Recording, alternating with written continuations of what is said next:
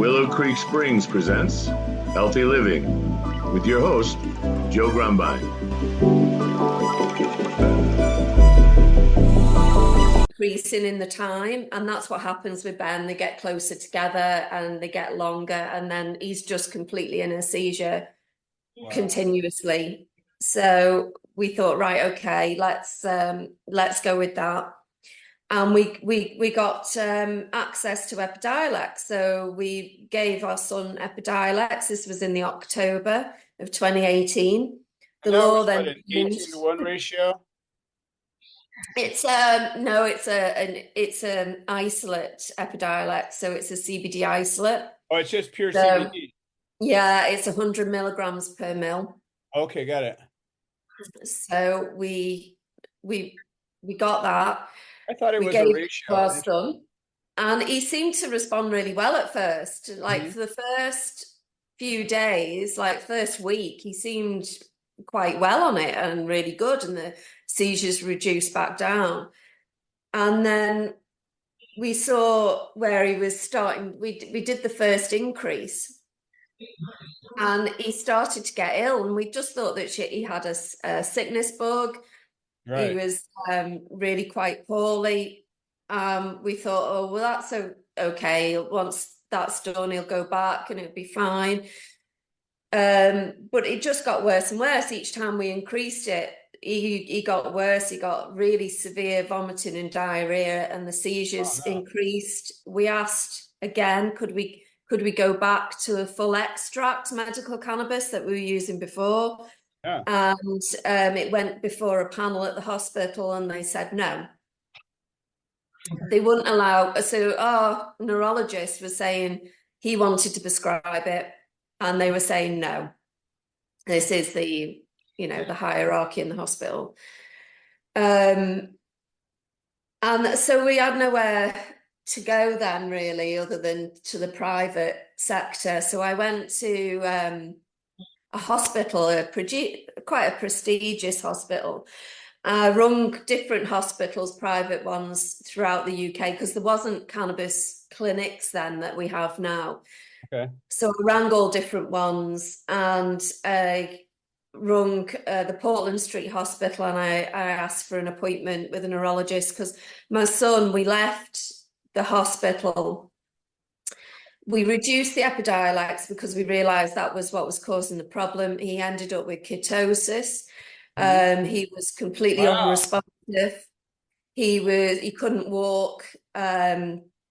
He was in such bad shape, having over 300 seizures, and they saw 200 seizures in 18 hours on what they call a telemetry, which is where they put the electrodes on your head and they can video you. And they still said no. Wow. They still said no. They said we could have a second opinion. So when I asked for, I said, well, can we have an intercontractual referral to the Netherlands or somewhere like that, which was the closest, with a neurologist to try and prescribe this? We were told no. Wow. We couldn't do that either. They wouldn't agree to bring the medicine to Ben and trial it on him there and then. They just said no to everything that we suggested.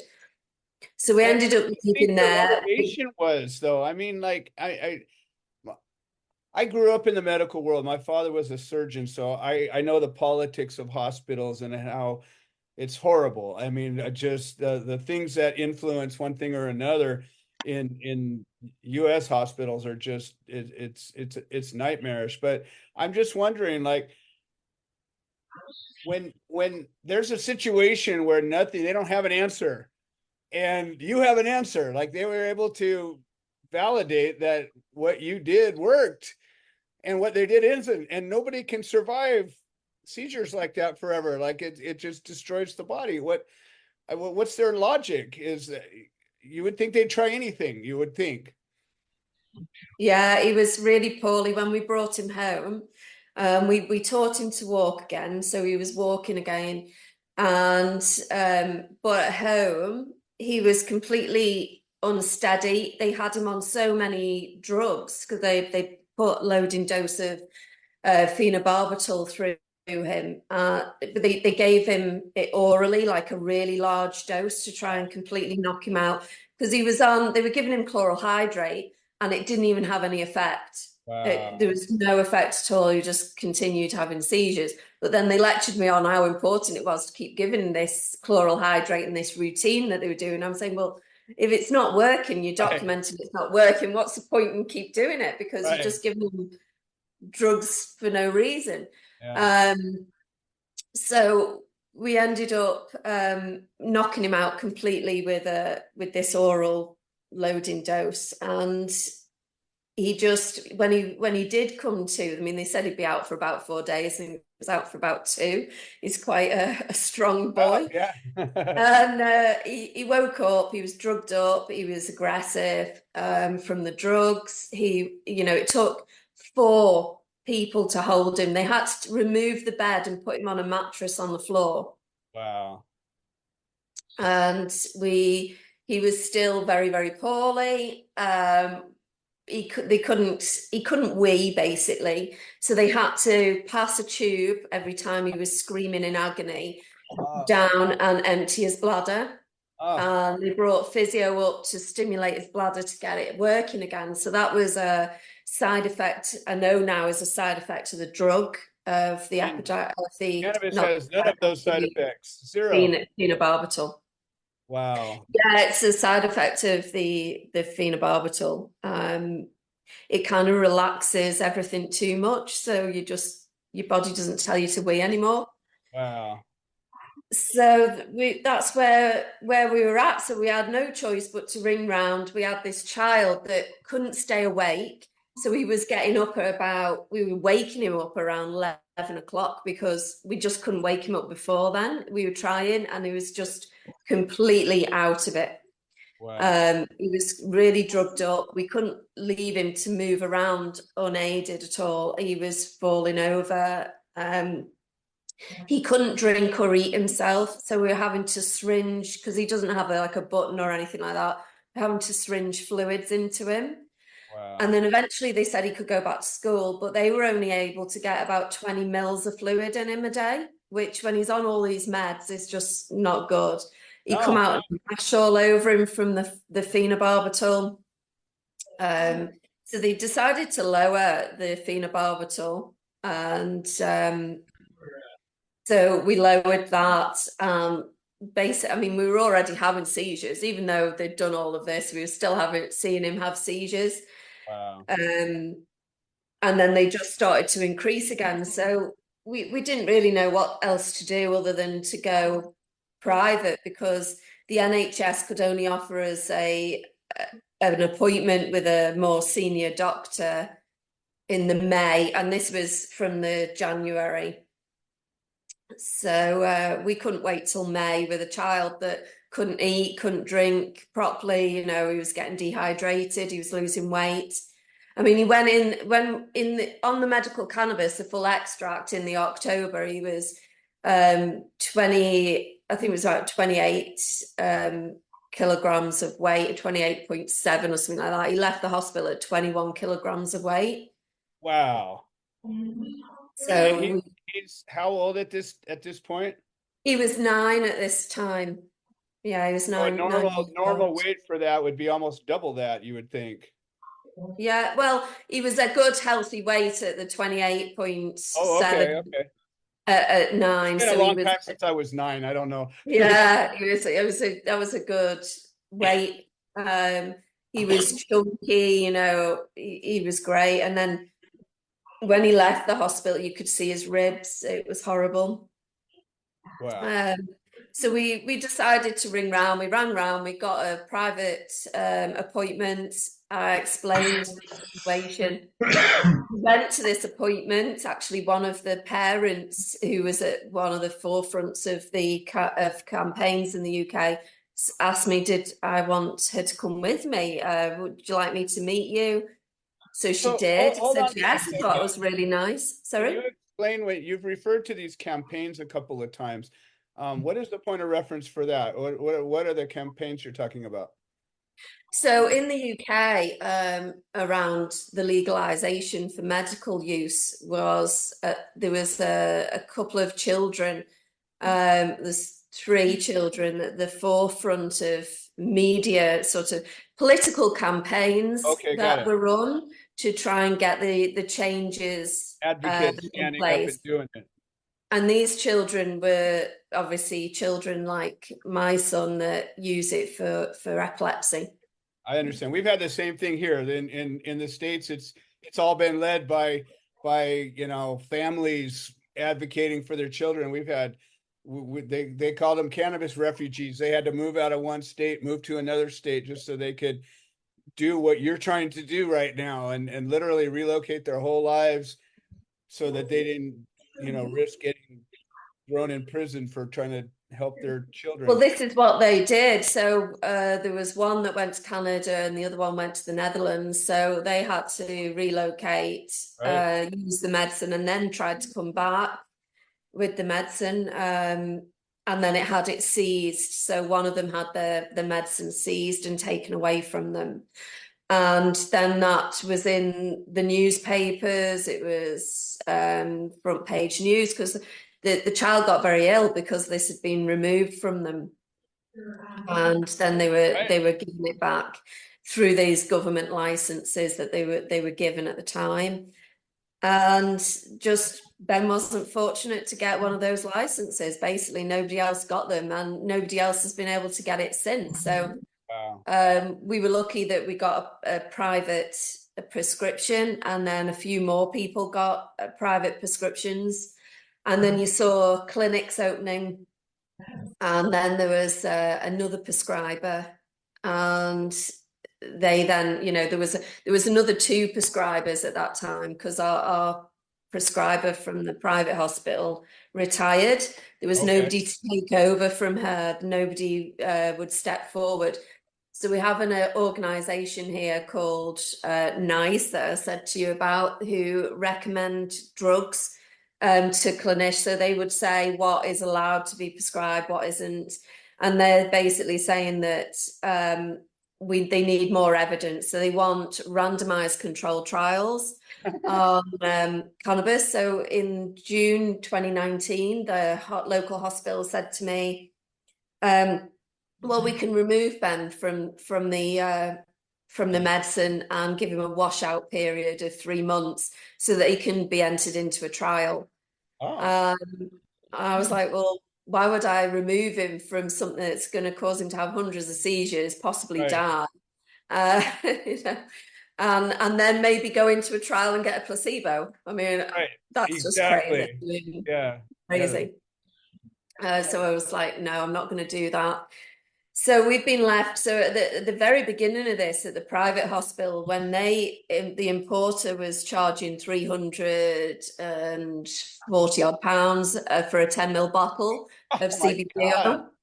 You're kidding me. And then they put their cut on top. So it was actually 550 pounds for a 10 ml bottle of the medicine that Ben takes. Oh my goodness. So then we approached them and said, a pound to $1. It's like 7 to 1 or something like that. No, it's 100. It's the same. It's 100 milligrams per mil. It's a full extract oil, so it's very high in CBD and low in THC. The price of it, what a British pound, what is that to $1? Oh gosh, so Ben, 500 and something pound. I don't know. Do you want me to check what it is at the moment? Oh no, don't worry about it. I'm just trying to get a point of reference how much you're actually spending. It's a lot though. Like it's probably about $400, isn't it? Yeah, it's at least 10 times what you should be paying, or more than that, probably almost 20 times what you should be paying.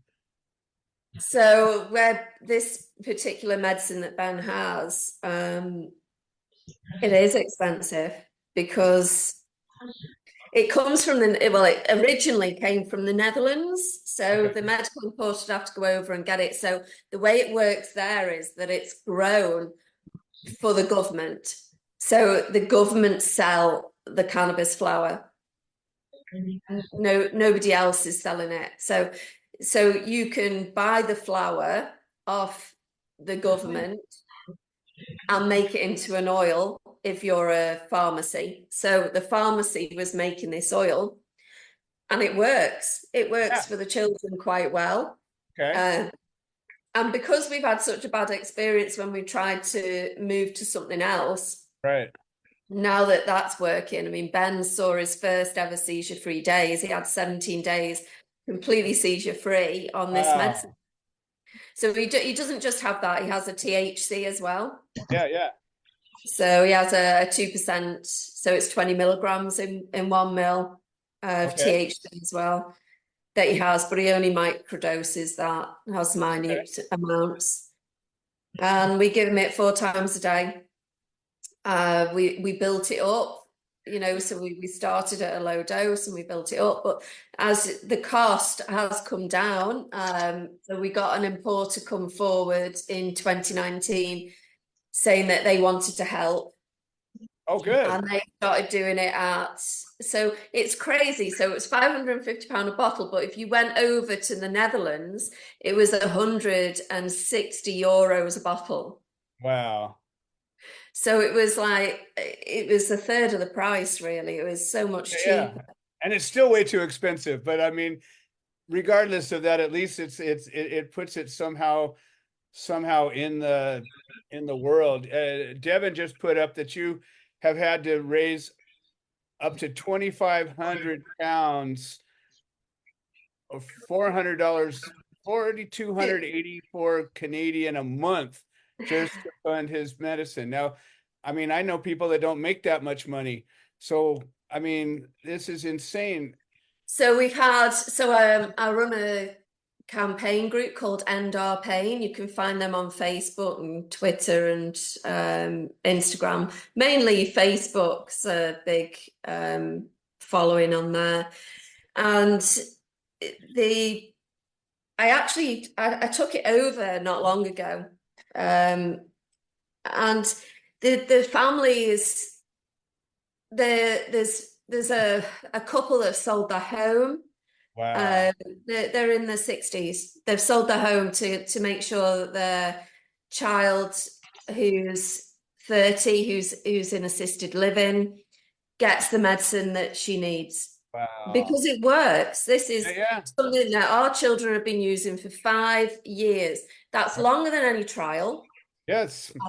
In that time, we've had medical intervention, we've had, EEGs and telemetries and different things happen to prove that this is working, this is making our children a lot better than they were before. And therefore, we feel that it should be funded the same as the other 3 children are getting it. Until they can do their trials on a large number of children, the children that have been using this for so many years now really should be getting it for free. We have a national health service here in the UK.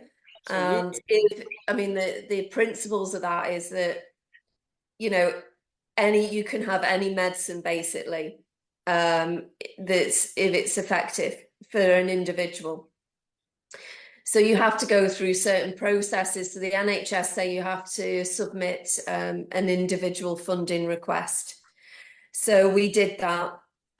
We lost. So we then took it to an appeal and we won the appeal. And it then went back to the original panel and they brought in solicitors and quite senior people to squash it basically. And when I got the notes of that, one of the things it says that it was to be disseminated down throughout all the CCGs in the UK for similar cases, for them to basically say no. I mean, one email, it said, the issue isn't that this is an unlicensed drug. The issue that this is THC. Wow. Now that's discriminate. It's discrimination. It's, this is a medicine the same as anything else. So in the notes that I have, it says that you brought your advocacy to the House of Commons and you were able to actually plead your case. Is that what you're talking about right now? Yeah, no. That's we've gone many times to the House of Commons. So we go every year around the change in the law. And actually, 5 years ago, yesterday, we actually met with the health secretary as part of our campaign for wider access, and we delivered a petition to Downing Street to try and get the wider access. What we were asking for was that there would be a fund set up, a central fund from the government to fund this now for the children, for the families that are fundraising, selling their homes, jewelry, belongings, events, and whatever else that we have to do to just keep our children alive every single month of their lives. I mean, it's shocking. We shouldn't have to do that. We live in the UK. We have a national health service, Right. and we pay a contribution to that. I got an idea, and I don't know, it seems crazy to me, but it seems like it would totally work. You could tell the government to just take one ballistic missile, just one, and sell it or decommission it and take the money that you would have spent on that, which is millions and millions of dollars, right? And just take that and fund this. You could fund thousands of children for their whole lives with this one piece of equipment, and nobody'd have to take anything out of their pocket. It would just be perfect. Well, we actually, one of the MPs stood up in the House of Commons and said, it's actually the money that's needed is less than what the Treasury spends on paper clips. Exactly. That's my point. Listen, we have about 10 minutes left, and I want to make sure you have time to say everything that you want to say, including how we can reach and help you. And we can do another episode anytime you like, but I just want to take this last 10 minutes and make sure that you're able to deliver everything you want to, because I know I get long-winded and we just start talking and time goes away. Well, it's transformed my son's life, completely transformed his life, and he needs access. We actually, there was a prescription error and we ran out over a bank holiday, and he ended up back in the hospital having hundreds of seizures again.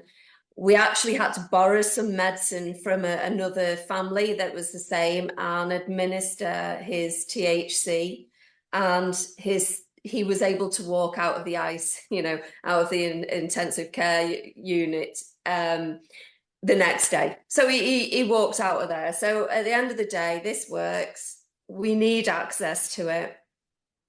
It's not a cure. That's people think, oh, it's a cure, it's going to cure everything. It's not. It's an effective treatment like anything else, but it's a very effective treatment. It's 98%. It has reduced my son's seizures by 98%. Yes. So that is huge. That is multiple drugs have not been able to do that. And the multiple drugs that were being given to my son, they don't even know the long-term, let alone the short-term effects of giving children that many combined medicines at once. They just don't. That's shocking as well. It's something that I learned within the past 6 years that I didn't even know. I was just giving my son whatever they told me to give him. Wow. And sadly, that's the only medical treatment that even the doctors admit it's the only treatment that works. Right. And you have a socialized medical system that's supposed to provide medical care as it's needed in your country, the way I understand it. Yeah, they've been saying that they're going to do trials for the past 5 years. Those trials have never happened. They're saying again now, oh, they're going to start next year, which is something they tell us all the time. So we don't know whether that's going to happen or not. We get told this, but we don't know. And in the meantime, we've now got lots of more parents that are now going to the black market using over-the-counter treatments and different things. They don't know what's in it, and of course these children are on lots of other drugs as well, and of course cannabis does interact with other drugs, so that's important, message. The problem really is every case is unique, and to really give each treatment the care that it needs, there has to be the studies that include cannabis in with everything else. And because you're right, there are some drugs that cannabis interacts with poorly and other ones that interacts with positively. And there That's isn't right. a blanket answer for any of this. And that's the problem. Like advocates want to say, well, it's the safest thing in the world. It is by itself. But then when you start combining chemicals, if you know anything about chemistry, you get these reactions that can happen. And we're all so different. I can't help but Yeah, I mean, for a child like Ben, it's what works for epilepsy. You know, you can have two people with exactly the same type of epilepsy, but it right, doesn't mean that the same medicine's going to work. exactly. So what works. So Right. if one cannabis treatment works, the, Yes. the other one, we're finding that another preparation might not work. Yes. And that's what we're finding. And that's why people find something and they tend to stick to it. Yes. Because if you find something that treats epilepsy and stops seizures, it's like gold dust. Just Yes. don't Yes. change anything. And I what's come from the terrible- background of a mechanic, and it's a mechanic's rule. If it's not broken, don't fix Yeah. it. Exactly. Well, The police support and our pain. There's a registered charity as well called Intractable Epilepsy, and that funds medical cannabis for the children. If they put in application, the family will get just a short time because it's so expensive, of some help. And follow Ben, yeah, Ben's page. There's a petition as well, urgent reimbursement from the government. So yeah, please follow me. Have a look at Ben's pages and share our stuff. Yeah, and help that way. well, Yeah. I want to make a radical suggestion, and you can do with it as you see fit. But there's people that are listening to the live stream that are saying, well, what if somebody here wanted to help? And I don't want to have this conversation live on the air, but I'd like to talk to you tomorrow privately and maybe make some radical suggestions that might be The only helpful. route for us now is if we go down a legal route. And when we've spoken to the solicitors, I mean, we need £30,000 to even start proceeding, which is, Right. how are we going to find that? No, I understand. I've got some crazy ideas though I would like to talk to you about, but we'll do that privately. But they've been posting on the live stream a lot of links. I don't know if they're all up there, but I'm going to explore them all. Janice and Devin have been doing a great job putting these links up. So when you go back and look at the live stream, you'll see in the notes all of that. And if you want to add whatever might be missing or anything that we want to know, the good thing about these live streams is that they're there for posterity, and the conversations that are put up there and the links and all that stay good. Well, and our pain supports adults as well as the children. So they Okay. support adults with all different conditions and children with all different conditions as well. Nice. And, we're finding that even the adults that do have prescriptions, they're getting their doors kicked in by the police, even though they've got that piece of paper to say, this is legitimate. The police just don't know. And they're in containers with they don't know what's real and what's not. They don't know that's, that cannabis is a legal prescription. And that's the problem is nobody knows anything, and law enforcement gets trained to kick in doors and take people away. They don't get trained to assess a situation and determine what's the right thing to do. And that's typical for all law enforcement, as far as I'm understood. It's not helping anybody. It's crazy. And we've got children that are, we've got 90 seconds. They're being the police are coming in, they're being threatened that the children are going to be taken away from them if they give black market medicine. Right. So that's a real worry for parents. Agreed. Well, listen, we've got about 2 minutes left, and I'm just really, really, really pleased that you were able to take the time and share this story. And I want you to consider You know, this organization that I represent is sometimes it's big, sometimes it's small. We're all grassroots, but when there's a good cause to get behind, people talk, and we're connected with more and more grassroots organizations like what you're doing. And I just believe that as these stories get a real face and a real person, for anybody who's never witnessed a seizure, it's a nightmare. And I've seen people have seizures, and it's horrific. One seizure is the most horrible thing you could experience, and there's nothing you can do about it.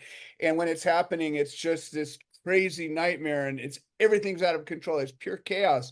And But imagine 300 in a day. couldn't even imagine, and I couldn't I, imagine yeah. a mother with your child going through that. My heart is just torn open listening to you. Head over to Ben's page, you'll see them, and you'll see the difference that Canvas has made in his life. Yes, well, I'll be spending some time on the page, and you know, I hope that, you know, you consider us an ally and an advocate. And, you know, frankly, once we get talking, I could be effective at some things every now and again. So I want to make myself available to help any way that I can, whatever that might mean. And you know, my case was over 10 years ago, and I haven't slowed down advocating. I don't live in fear of getting locked up today, because I just don't live in fear of it. It doesn't mean it wouldn't happen, but I don't fear it. And I know what it's like to be locked up. I know what it's like to have everything taken. I know what it's like to be staring down the barrel of a gun that for nothing, you know. And so when I see stories like yours, I just say, you know, why isn't everybody helping? And so that's what we're here to do, is to, you know, raise the flag and say, look, you know, at very least be aware that this is happening. It's happening not just in the UK, it's happening all over the States, it's happening all over the world, and it's such a solvable problem. And if we just got together and got over our stupid, petty differences and just looked at this for what it is, it's such a no-brainer. It's such an obvious answer. And in all of the people that have shared a story similar to yours, and I've had dozens of people that have had a very similar story from all different points of the world, and the one thing that they have in common is this plant helped them and it didn't hurt them. And if you have those two things in the same room, like, it's not I can't even, there's no word. So Well, there's children dying because they can't get access. So yeah, it's awful, and it has to change, and it has to change throughout the world. absolutely. And Janice just made a suggestion to me, and we make a solidarity ribbon. I don't know if you see behind my head. It's a little green ribbon with a little red cross, and that's a symbol that we have worn into courtrooms all over the world. We actually supported a case in the UK, I don't know, probably about 8 years ago, and it was a couple that had a medical garden, and they got raided, and it was probably more like 10 years ago. And it was probably about 2013, 2014, something like that. And we rallied support over there, and they ended up with a not as bad of a situation as it could have been, but it was just really messy. And you know, it was hard for me to advocate for them over there, but we were able to send them literature and our ribbons and just be there. You know, there's an energy support that matters. And I just want to offer that to you guys as well. I'd love to send you a little package of just our advocacy, maybe a couple of shirts and stuff, that just, at least you can know that you got a family over here now. It is what it is. I mean, it's sometimes I wish I had millions in the bank. I could just slip some over to you and say, there, fix your problems. But what I do have is a heart and a lot of people that care. And, you know, as the organization's name might indicate, we're humans helping humans. And that's really what it's all about. I'll have to send you some of our t-shirts. Yes. You give me one of yours, I'll give you one of mine for sure. Yeah, that's well, I'd love to great. help in any way that I can. And let's touch base tomorrow more in the more when it's easier for you, and I'll adjust my schedule, no problem. I mean, I can move my morning, which would just be your afternoon, which would be no problem. So please reach out, and we're connected. I think on Facebook. I think we're following each other now. Yeah. Yeah. So I just I'll reach out to you in the morning when I wake up. Yes, absolutely. Well, thank you so much. And once again, consider this show, a tool that you have at your disposal. If you need to come on or you want to share anything, even if it's just for, a little while, you're more than welcome. Thank you. Thank you. Awesome. Well, thank you so much. Thanks a lot for having me on. Yes. Thank you. Thank you for sharing your story.